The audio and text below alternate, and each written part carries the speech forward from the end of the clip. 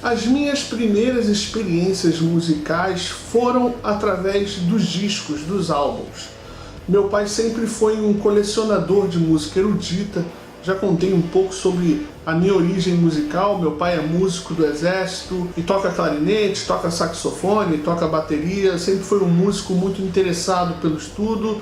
Depois ele se transformou em regente, depois fez um curso pelo exército e se transformou em mestre de música. A minha maior referência, a pessoa para quem eu olhei quando eu comecei a me interessar por música foi o meu pai. O meu pai é a minha bússola nesse sentido. E foi através dos discos que ele tinha em casa que eu descobri muita coisa que eu viria a gostar com o passar do tempo, mesmo sem entender aquilo que eu ouvia de maneira, assim, que eu posso dizer, de maneira integral.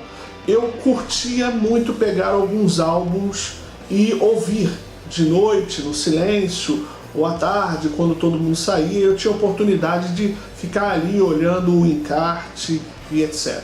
Então, os álbuns foram a maneira com que a música chegou para mim. Além de ver muito meu pai tocando, seja nas apresentações profissionais das Forças Armadas, seja em alguns momentos nas quais ele era contratado para tocar em pequenas bandas, em trios de metal e etc. A minha experiência vem do rádio, das apresentações ao vivo, na igreja, em estádios, em ginásios e também dos álbuns. Quando os CDs chegaram com uma tecnologia que prometia um som muito mais encorpado, muito mais gordo, eu não fui daqueles que tive uma crise imensa por ter uma enorme coleção de vinis. Muito pelo contrário, eu tinha alguns compactos e alguns álbuns, mas como eu era muito jovem, eu tinha por volta de 14, 15 anos, quando acontece essa transição e essa mudança tecnológica, eu não fui um daqueles que senti. No entanto, teve muita gente, a gente conhece histórias de pessoas que descartaram imensos volumes de LPs e trocaram todas pelo compact disc. Além dos CDs serem muito mais fáceis de serem conservados, de serem guardados nos apartamentos, nos quartos, nas casas, eles ocupavam menos espaço e o cuidado que a gente deveria ter com o LP era muito maior. Então os colecionadores de vinil não pensaram duas vezes. Se desfizeram alguns de discografias gigantes e passaram a ter em casa os CDs. De lá para cá, a guerra entre aqueles que são apaixonados pelo formato do vinil, pelo som do vinil, pela maneira como que a gente recebe o som, para aqueles que abraçaram de vez a tecnologia, que a gente já não pode nem dizer que existe uma guerra entre aqueles que curtem o vinil e que curtem os CDs, porque os CDs também já é uma forma ultrapassada de consumir música. Hoje a gente tem os canais que funcionam nos smartphones, a gente tem o YouTube tocando os discos que a gente gostaria de ouvir, a gente ainda tem a rádio com som poderoso, digital, encorpado, que faz com que a pessoa não tenha mais apelo e apego por um objeto físico para continuar consumindo a música, para continuar se entretendo com arte. Mas se tivesse que sair de cima do muro e ter uma posição sobre quem é melhor, o álbum, ou o CD, ou o arquivo comprimido do MP3, eu tenho uma resposta que eu acho que pouco foi explorada quando o assunto é essa guerra dos fetichistas dos vinis com aqueles que abraçaram a tecnologia como uma nova forma de consumo de música. Na minha opinião, em primeiro lugar, é desnecessário qualquer tipo de batalha e de guerra. As pessoas gostam de abraçar certas tradições e conservar a maneira como ela vive ou a maneira a qual ela aprendeu a fazer aquilo.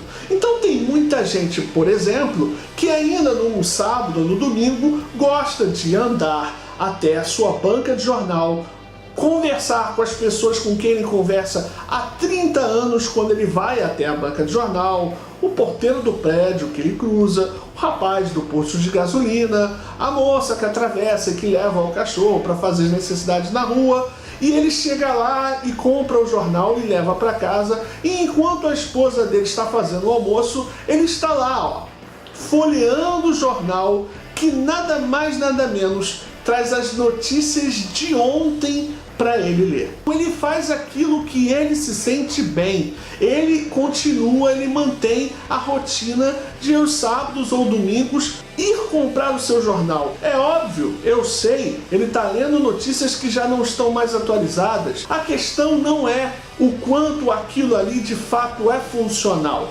mas é como as pessoas guardam para si a maneira de viverem as suas vidas. Estou filosofando hoje, né?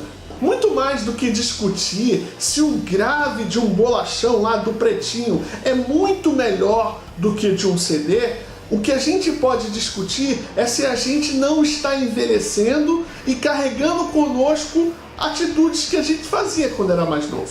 Tem gente que consegue abraçar sim as modernidades, tem gente que consegue escutar música no celular, e a tecnologia está aí justamente para ajudar não a gente perder paixão pelas coisas que nós gostamos, mas justamente nos ajudar a conservar da melhor maneira possível e, quando for possível, trazer mais qualidade justamente para essa rotina. Eu nunca fui de ir à banca de jornal comprar jornal, pelo contrário. Eu já sou de uma geração que sempre me atualizei através da TV. Mas eu não posso deixar de respeitar quem tomou para si isso como rotina, como uma maneira de levar o seu dia e que quer fazer isso até os dias de hoje. Por isso que eu acho uma grande tolice a discussão a respeito da qualidade. Porque eu entendo que quem escuta um vinil não está escutando apenas porque ele prefere o som. Ele está escutando porque a vida toda ele entendeu que o ritual de comprar um álbum, de abrir um LP, de conhecer as histórias por trás daquela produção, de sentar tomando um café ou conversando com os amigos e degustar o álbum, ele entende que aquela maneira é a melhor maneira de absorver. Já essa geração, uma geração de fast food, onde tudo acontece numa velocidade absurda, ela está acostumada a fazer as coisas que ela faz no dia a dia, como pegar um ônibus, estar no trabalho ou numa fila, em qualquer lugar, consumindo música, entendendo música. Ela já não tem interesse de saber quem produziu, quem está por trás daquele álbum, quais foram os conceitos por trás da letra. Cada geração vai ter uma maneira de absorver. Nós poderíamos transferir essa discussão para qualquer tipo de consumo de entretenimento.